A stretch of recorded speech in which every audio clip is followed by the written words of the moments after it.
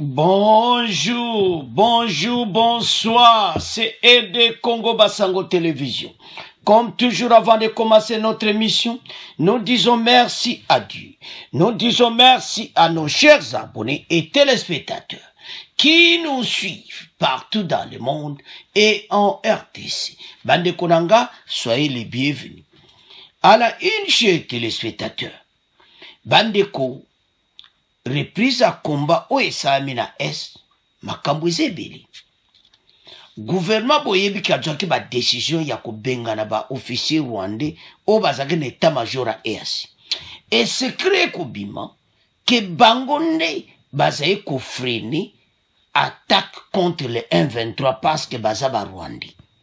Alors, lettre à gouvernement ou à outro bengana bango ya le 30 janvier oyo nde muteye ko fungula ba porte mena. Bande ko batwana baza ko kende. Ezalaki nde erreur monene ke officier rwandais wana bazala na Rumangabo na force à EAC na état-major. Baza pepe 3 ou 4 ou 5 bangonde batu bazayi ko influencer ba makambo ebele pona kotia désordre. Alors, ministre ya enseignement supérieur ou aza député ya Nord qui voyait ko clarifier makambo nyonso. Donc batoyo ba rwandais ba kotia désordre qui même force wana moye ba agir ezate. To refoule bango et maintenant ba komi na point qui il faut ba réagir parce que ba ko sa ni force kenyane bande ko citation ezapene ko asom. Alors boko yoka débat après na suka to kopesa ba commentaire bolanda débat. Monsieur le ministre, à vous suivre, on a l'impression que le Rwanda est tellement fort qu'il est arrivé à influencer toutes les nationalités qui constituent l'état-major de l'EAC pour ne pas attaquer ces rebelles du M23. Est-ce que c'est ça qu'il faut comprendre par là? Je n'ai jamais dit que le Rwanda était fort. Moi, je crois que le Rwanda est même très faible. Et je voudrais vous le dire qu'aujourd'hui, c'est vrai, la situation qui est sur le terrain semble aller à leur avantage parce que, vous le savez, depuis 18 ans, ils nous ont infiltrés. Ils nous ont affaiblis, on leur a pratiquement donné les lits pour avoir le contrôle de toute la situation, ce qui fait qu'ils semblent jouer à l'intérieur de nos forces armées pour se faire une force quelconque. Et au niveau de la force est-africaine, vous savez, ce qu'ils ont essayé de faire, c'est de faire comme s'ils étaient membres de la force est-africaine comme le M23, alors qu'il n'y a pas de M23, c'est eux-mêmes qui sont sur le champ de bataille. Et donc nous avons demandé qu'ils quittent pour que nous puissions, nous-mêmes, avec les autres forces sud-africaines, planifier des opérations à toute quiétude, sachant qu'il n'y a pas quelqu'un qui, pratiquement, il est au même moment l'ennemi et il semble être le médiateur. Et comment vous expliquez le fait qu'un pays qui est considéré comme agresseur et même déstabilisateur de la RDC fasse partie de l'état-major général de l'EAC? Cela a été fait à la demande de la communauté sud-africaine. Comme vous savez, le Rwanda est aussi membre de l'EAC. Et à chaque force membre, ils avaient le droit de participer à cette force. Mais maintenant, là, nous avons fait une réquisition, nous avons réquisé, je m'excuse, nous avons réquisé pour qu'ils ne fassent plus partie de cette force parce que nous voyons les actions sur le terrain qui sont en train de mener et même les actions que les officiers qu'ils ont données sont en train de mener sont des actions qui nous mettent bien évidemment mal à l'aise par rapport à la planification des opérations contre le M23 qui n'est rien d'autre que le RDF. Pensez-vous, monsieur le ministre, que cette décision du gouvernement congolais pourrait avoir un impact sur le terrain? Bien évidemment, comme vous le savez, nous sommes en planification des opérations de grande envergure. Et donc, nous croyons que nous allons devoir planifier sans avoir à côté des gens qui sont en fait des espions pour nous empêcher de pouvoir mener nos opérations à bon. John Banyene, président de la société civile du Nord Kivu, comment vous analysez la situation sur les terrains des affrontements, les FRDC appuyés par les forces d'autodéfense en train de combattre les M23 appuyés par le Rwanda, la population ne sait pas où aller. Comment vous analysez cela? Oui, madame, je profite d'abord de cette occasion pour saluer son Excellence Moïse Zangui et le professeur Christophe Ngenze.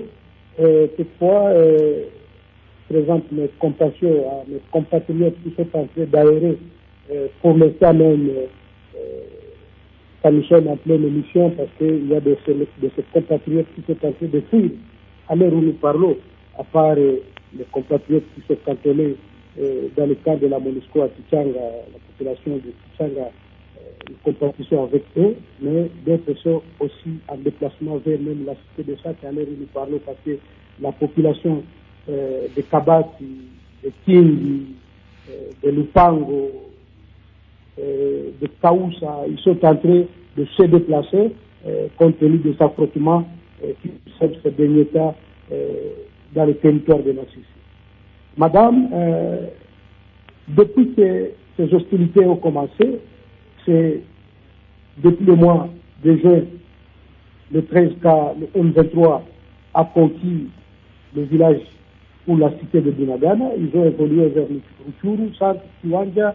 Ils ont conquis beaucoup de villages, beaucoup d'entités. Et la population, elle est en train de souffrir. La population est en train de souffrir. Ils sont partis, continuant à conquérir des terrains. Ils sont arrivés dans les buito où ils ont massacré la population, le dernier massacre de Kichiche, là où ils ont abattu plus de 200 personnes. Ils ont emporté plus de 60 personnes portées disparues à cause de leurs attaques. Et aujourd'hui, la population est vraiment dans un désarroi. On ne sait plus à quel sein se vouer, parce que actuellement, telle que la situation se présente, la population a soutenu l'armée, continue à soutenir son armée, parce que nous n'avons pas d'eux, nous avons une armée. Et aujourd'hui, la situation dans laquelle la population du Nord Kivu, et plus précisément du territoire de Rutshuru, et présentement du territoire de Massissi et Nyiragongo, la situation dont nous sommes en train de vivre, vraiment, on dirait que nous ne sommes plus dans le monde. Vous allez voir aujourd'hui, le matin, il y a eu des affrontements qui ont été signalés du côté tel que le journaliste l'a bien souligné aux alentours de Tichanga. Mais ça a dégénéré parce que vers Rouchebéché, les terroristes du M23, ils viennent d'arriver jusqu'à Kiloliro, où toute la population vient de se vider. Et à l'heure où je vous parle, dans la cité de Sac, la population vraiment, elle est dans l'incertitude. Et donc, vous nous dites ici que le M23 continue à prendre des cités, à conquérir des villes et des cités. Je vous dis, nous sommes en pleine mission, mais je vous dis qu'il y a une population qui se déplace à l'heure qu'il est. Je vous dis que dans la cité de Sac, à cet instant, ce sont des populations qui se déplacent, qui quittent l'axe Kiloliro, Kabati, Kingi,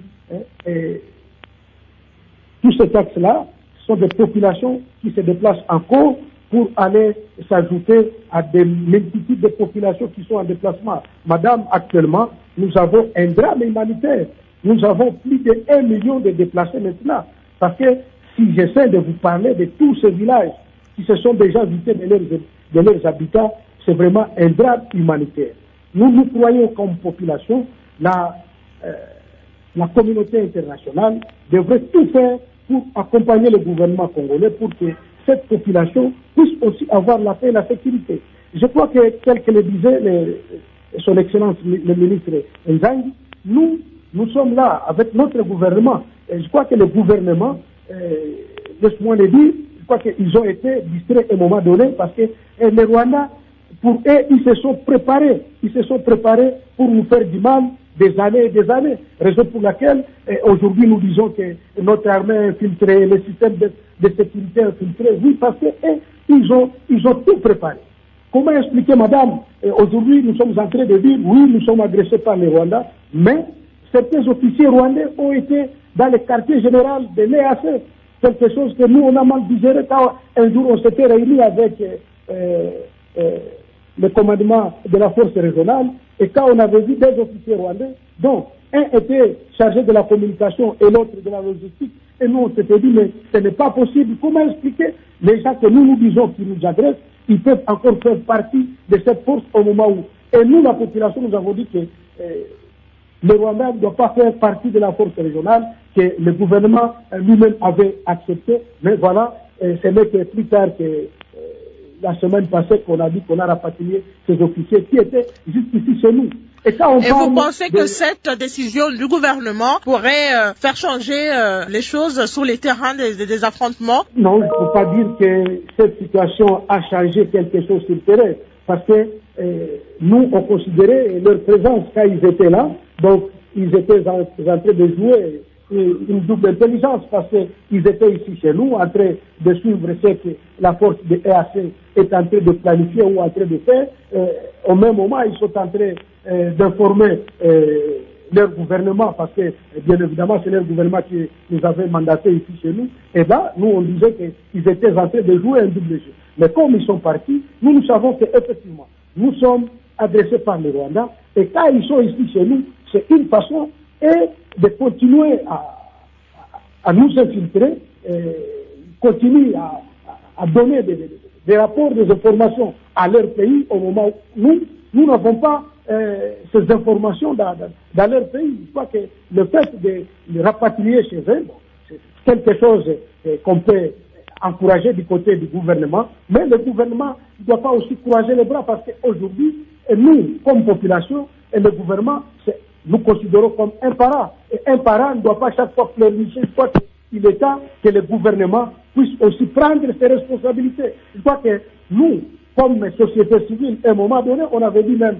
au gouvernement qu'il ne fallait pas même aller demander de l'aide à l'EAC. Nous, on disait qu'il fallait recourir aux bons exemples. Il fallait recourir à la SADC, parce que dans les années 1998, au moins, la SADC nous avait sauvés. Et aujourd'hui, avec l'EAC, bon, nous sommes avec eux. Mais la situation continue à s'empirer sur le terrain.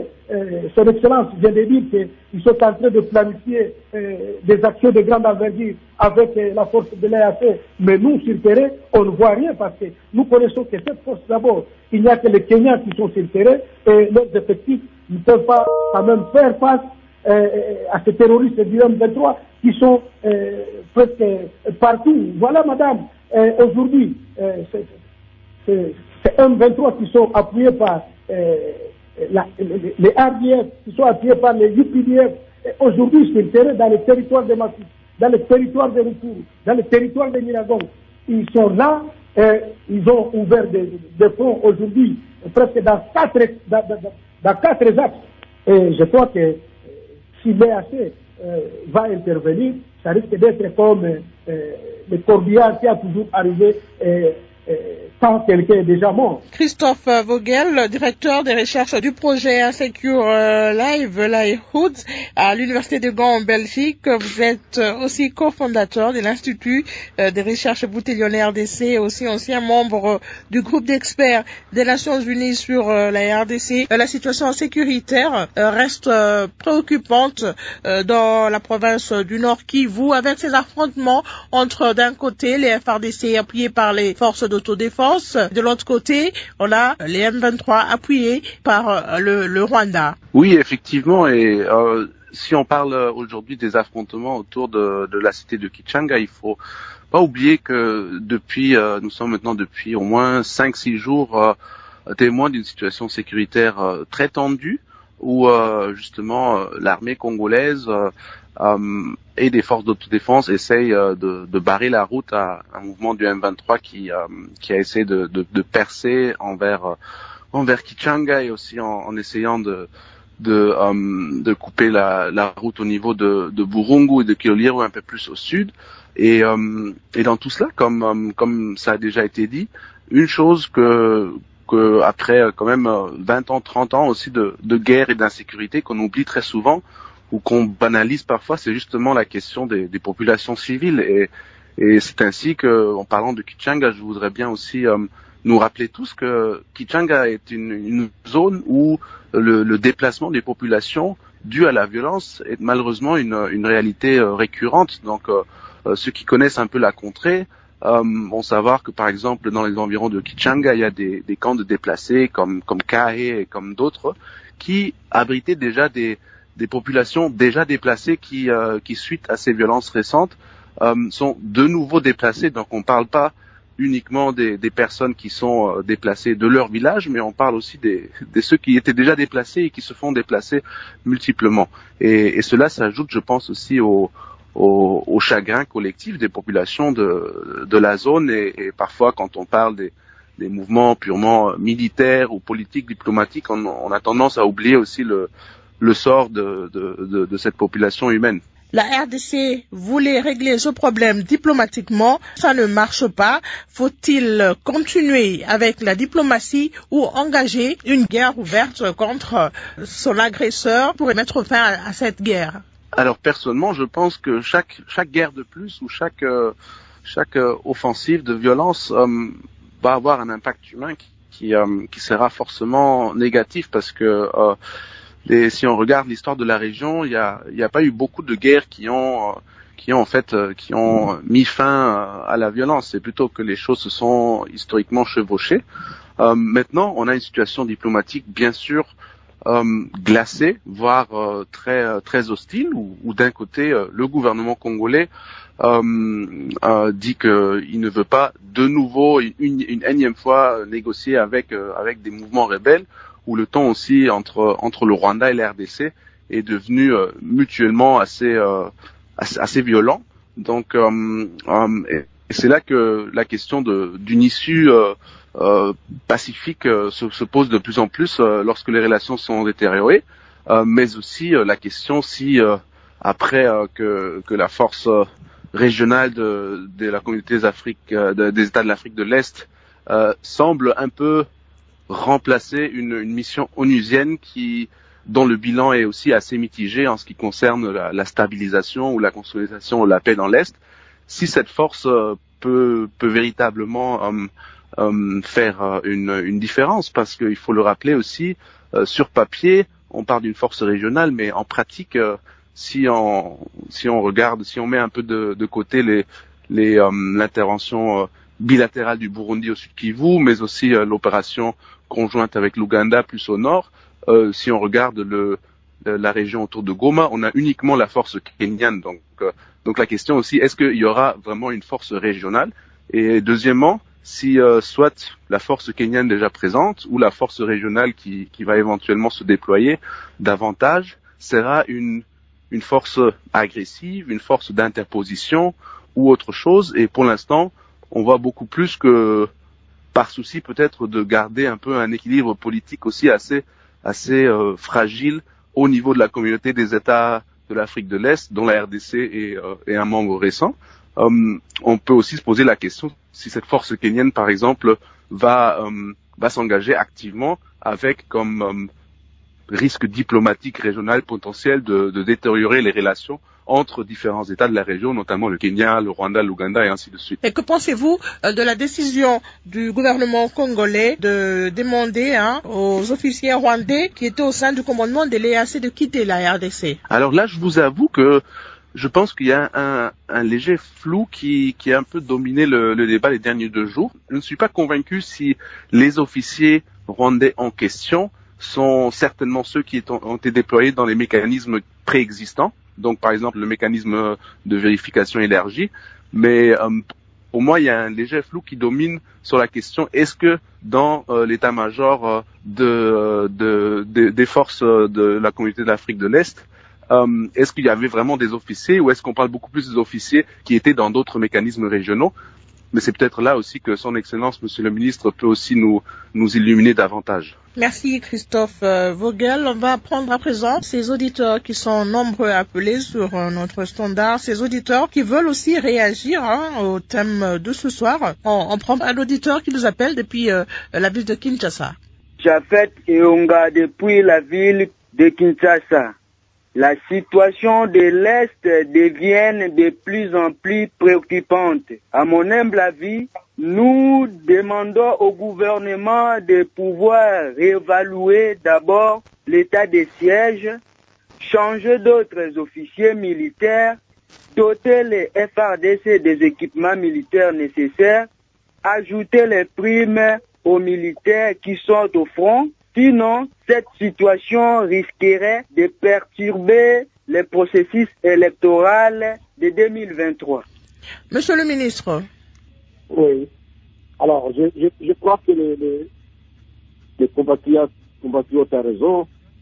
Et tous ceux qui ont parlé, on a parlé le même langage. La question, c'est de savoir comment nous allons faire pour que très rapidement, nous puissions mettre fin à cette situation qui, malheureusement, risque d'avoir un impact négatif sur le déroulement du processus électoral, notamment l'enrôlement qui devait commencer déjà à partir de ce 16. Et je crois qu'il a raison de demander à chaque gouvernement de pouvoir mettre tous les mécanismes en œuvre pour que, bien évidemment, cette question soit traitée le plus rapidement possible. Nous, en tant que gouvernement, nous avons, dans le premier temps, opté pour deux options, l'option militaire et l'option diplomatique. L'option diplomatique nous a permis d'avoir toutes ces condamnations internationales et d'avoir la force régionale dans nos murs. Il se fait que du côté rwandais, ils ont un plan qui ne tient pas compte effectivement de toutes les pressions internationales qu'ils reçoivent et ils essaient de nous mettre devant un fait accompli. Il ne faut pas oublier que l'objectif pour le président Kagame, c'est de mettre la RDC à genoux et donc d'obliger le président de la République, Antoine Félix Tshisekedi Tshilombo, à pouvoir négocier avec le M23 pour essayer de verser dans notre armée encore une fois des cohortes d'officiers rwandais qui vont venir nous soudoyer. Et jusqu'à maintenant, le président de la République a refusé de faire tout dialogue avec le M23 pour se voir imposer des conditions du Rwanda pour continuer à mettre à genoux la République démocratique du Congo et son armée. Le président a opté plutôt pour une solution diplomatique et pour le renforcement des forces d'intervention de la force de police et de défense de la République démocratique du Congo. C'est ce que vous avez vu, toute la mobilisation autour de la formation des unités spécialisées, autour de l'activité des équipements, et nous avons réussi à obtenir la levée de cet embargo contre nous. Et donc, pendant que nous sommes vraiment en pleine préparation, le Rwanda nous prend à court avec, en nous imposant une guerre de très haute intensité. C'est pas que vous observez sur le terrain, mais à chaque gouvernement, on ne se laisse pas faire. Donc le président, jusqu'à maintenant, n'accepte pas l'option de pouvoir négocier à genoux à chaque République démocratique du Congo. Et donc la réorganisation de l'armée va continuer et nous allons nous battre.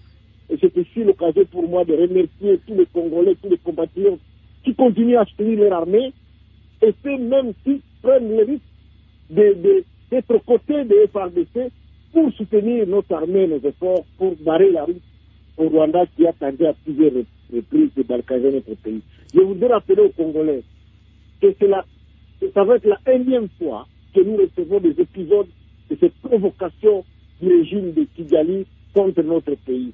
Mais à chaque fois, c'est eux qui vont perdre. Et même pour cette guerre ici qui nous impose, ils vont le perdre parce que la détermination du peuple congolais est telle que nous n'accepterons jamais encore une fois, d'être colonisés par les Rwandais. Alors, Monsieur le ministre, pouvez-vous éclairer l'opinion sur la présence des officiers rwandais au sein du commandement de l'EAC, comme l'a soulevé tout à l'heure Christophe Vogel, la RDC ou le gouvernement congolais était contre la présence des Rwandais dans cet état-major. Est-ce qu'il s'agissait des troupes rwandaises qui ne viendraient pas sur le territoire congolais ou bien qu'on ne trouverait pas des officiers rwandais dans ce mécanisme de la sous-région de la communauté des États de l'Afrique de l'Est? Alors, je voudrais bien préciser que sur cette question, les forces armées de la République démocratique du Congo ont bien communiqué. Ils ont dit que pour des raisons de sécurité, la République démocratique du Congo a enjoint les commandants de la force régionale de la communauté des États d'Afrique de l'Est de rapatrier à leur pays les officiers rwandais, membres du quartier général de la force basée à Goma. Puisqu'il y avait, bien évidemment, parce que le Rwanda participe à la réunion des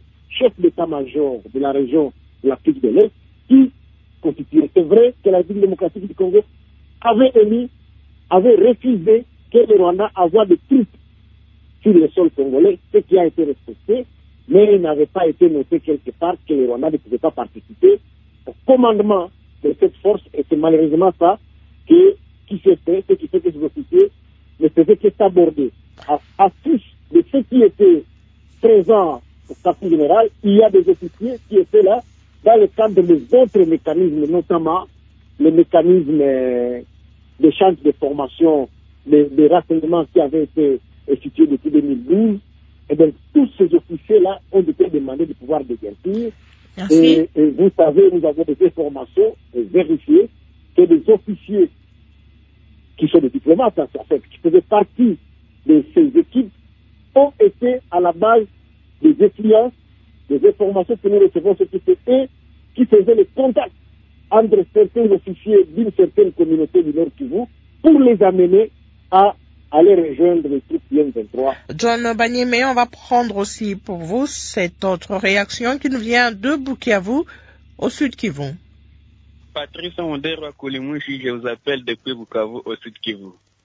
Nous ne sommes pas étonnés de la reprise des combats sur le terrain, car il est inadmissible qu'on fasse recours à son ennemi lorsqu'on est attaqué par ce même ennemi. Moi, je pense que le fait qu'on ait utilisé l'ennemi dans la mutualisation des forces a permis à ce dernier de voler nos stratégies militaires, ce qui rend de plus en plus difficile le travail de nos militaires sur terrain. D'où il faudrait changer de stratégie pour espérer gagner l'ennemi et vivre en paix. John Bamenye. Oui, je crois que le compatriote Patrick de Bukavu, il a tout à fait raison. C'est ce que je disais tantôt en disant que c'est inadmissible de recourir aux gens que vous connaissez que sont vos ennemis en croyant que c'est à eux que vous allez encore avoir la solution. Et raison pour laquelle nous, on disait qu'il ne fallait même pas recourir à la force de l'EAC pour nous aider. Il fallait peut-être recourir encore aux forces de la SADC. Et voilà, aujourd'hui, la situation sur le terrain est telle que je le disais, devient de plus en plus compliquée. En tout cas, madame, même dans la ville de Goma actuellement, la population, donc, elle est en train de vivre sous des rumeurs, donc, et actuellement, dans les réseaux sociaux aussi, la population vraiment, elle est vraiment dépassée. Et raison pour laquelle il serait mieux pour le gouvernement de tout faire. Il ne fallait pas qu'ils puissent continuer à croire que les aides proviendront toujours de l'extérieur. Il est temps, c'est le moment que le gouvernement puisse aussi prendre ses responsabilités. Nous devons former une armée républicaine pour qu'on puisse quand même avoir peur de nous Congolais. Aujourd'hui, nous les Congolais, que ce soit même dans la région des Grands Lacs, on nous voit maintenant comme des petits citoyens. Auparavant, à l'époque, quand on parlait des Zaïrois, on était fiers de cette nationalité parce que c'est tout le monde qui avait peur des Zaïrois. Et je crois qu'on n'a rien perdu jusque-là. Le gouvernement doit tout mettre en œuvre pour que nous puissions avoir vraiment une armée républicaine, une armée forte, une armée qui ne sera plus vraiment infiltrée. Je crois que vraiment, nous ne devons pas chaque fois attendre que c'est l'extérieur qui puisse nous aider. Mais néanmoins, je vais encore appeler je vais lancer un appel à la communauté internationale. Parce que ce que nous sommes en train de vivre ici à l'Est, c'est inacceptable. Je crois que, madame, il y a des enfants qui viennent de faire maintenant une année sans aller à l'école. Aujourd'hui, c'est beaucoup d'entités, que ce soit dans Rutshuru, dans les Miragongo, maintenant dans les Massissi, les enfants ne vont plus à l'école. Et je crois qu'on ne doit pas accepter d'imposer tout un peuple à ces misères. Je crois que la communauté internationale doit aussi agir le plus tôt en imposant le Rwanda, en sanctionnant le Rwanda de l'appui qu'il est en train, pas même l'appui, de cette agression dont il est en train d'imposer la RDC. Christophe Vogel, on va prendre cette dernière réaction qui nous vient de Goma pour vous. Moi, c'est Pierre Moussafiri depuis la ville de Goma, au Nord Kivu. Je dirais que la partie est de notre pays est en danger. Et jusqu'à présent, nous sommes victimes d'une guerre qui ne dit pas son nom. Jusqu'à présent. Et à la lire où vont les choses avec la prise de cités et villages par l'armée rwandaise sous la couverte du M23, qui cherche à asphyxier la ville de Goma en occupant des voies de ravitaillement de vivres et non-vivres, c'est déjà dangereux pour les pays en général et la ville de Goma en particulier. Le fait d'expulser les officiers rwandais qui étaient dans l'EAC à Goma, le gouvernement congolais n'a rien fait pour moi de spécial, car l'EAC en général joue jusqu'à présent les jeux de l'ennemi Et à présent, moi, je pense qu'il serait très nécessaire de demander à l'EAC en général de quitter la partie est de notre pays et nous laisser la guerre comme nous sommes seuls jusqu'à présent dans cette guerre. Ma question est celle de savoir pourquoi jusqu'aujourd'hui nos avions de chasse ne sont pas utilisés fréquemment pour faire face à l'armée rwandaise ougandaise qui continue à nous agresser. Christophe Vogel, commentaire sur ce point de vue de cet auditeur de Goma. Oui, alors très vite, je suis très d'accord avec ce questionnement de pourquoi toujours faire recours à des forces extérieures, que ça soit la MONUSCO, que ça soit les AC ou la SADC, parce que je pense que dans une situation idéale, c'est le renforcement justement de l'armée nationale qui devrait être priorisé.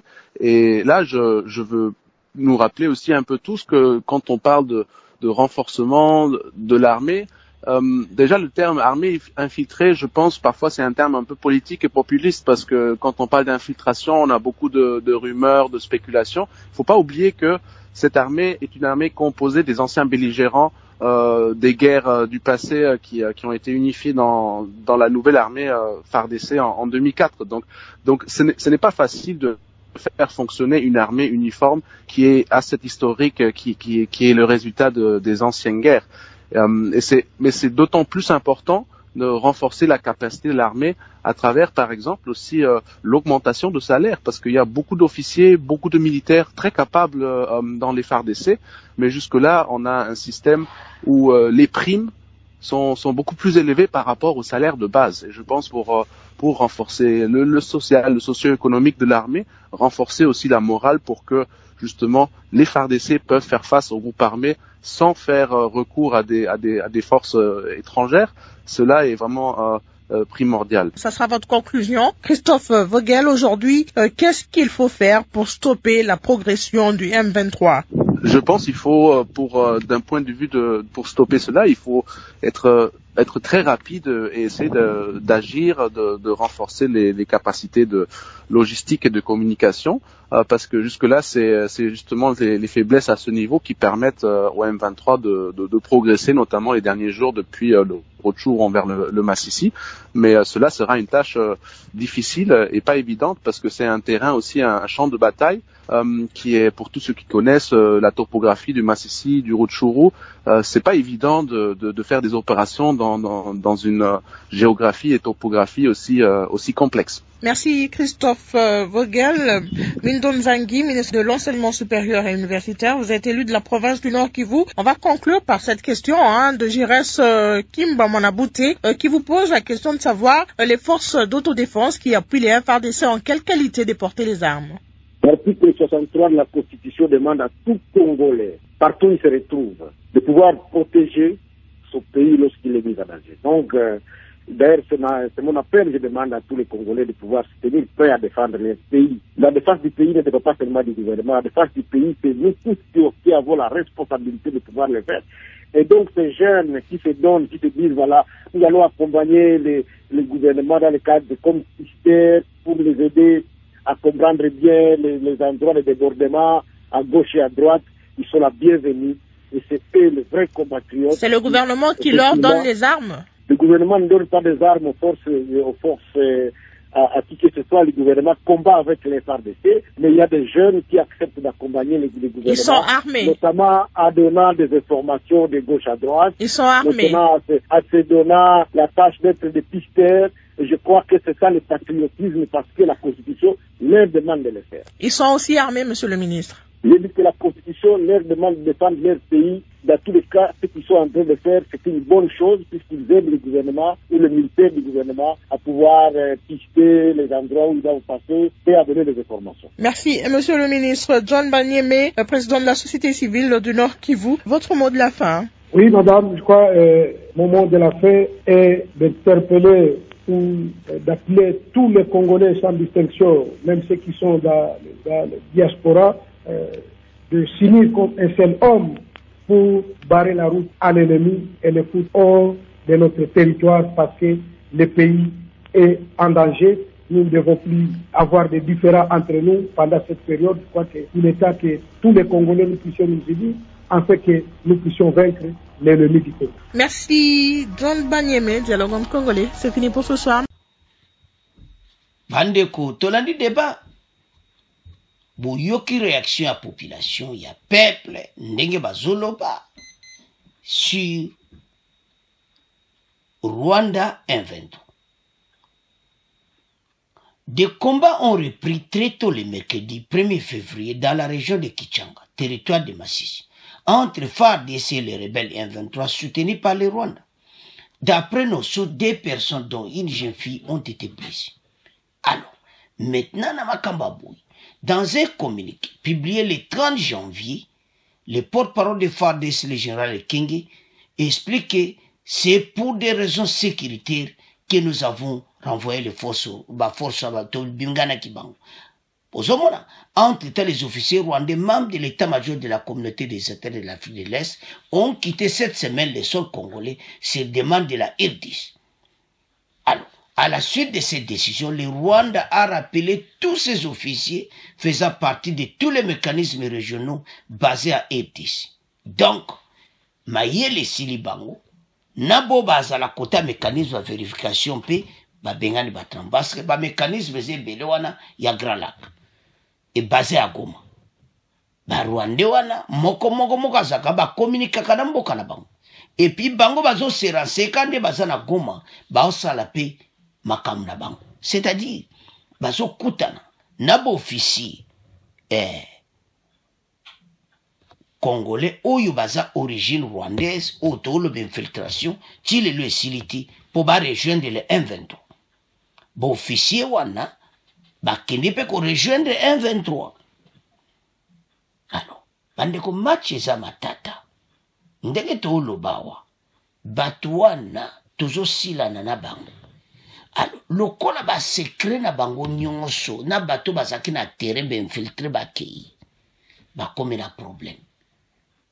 Bolandi wana des peuples ont une question parce que ba pese exemple Sadek le bayaka kusunga muzi ezalaki direct mais force EAC oyo mawato baluiki ba konzi fali bosenga Sadek ke EAC mais bande ko to ebsa binoki makambo oya c'est très compliqué tozana frontière moko terrestre na voisin yende mutaza ko nuire biso soko lanake Congo News 24 émission wana oye salamaki ya lobby landa okoyoka président Rwanda azoloba ke ya yena RDC apesa ba raison na ye ya lokuta et puis a lobby que c'est parce que FDL na FARDC ba préparer ko attaquer Rwanda ba mensonge fondi. Alors bandeko biso to landi moindo nzangi tomona ki makambo komo kende en tout cas na moi direction malamu do batoyo ba se dégager mais to ebeti ba tchetche partout batu na bango mais avec des bombardements aériens ba okokati to bombarder bango. Alors bande ko ngai bo continuer ko s'abonner massivement bo partager. Au revoir, à la prochaine.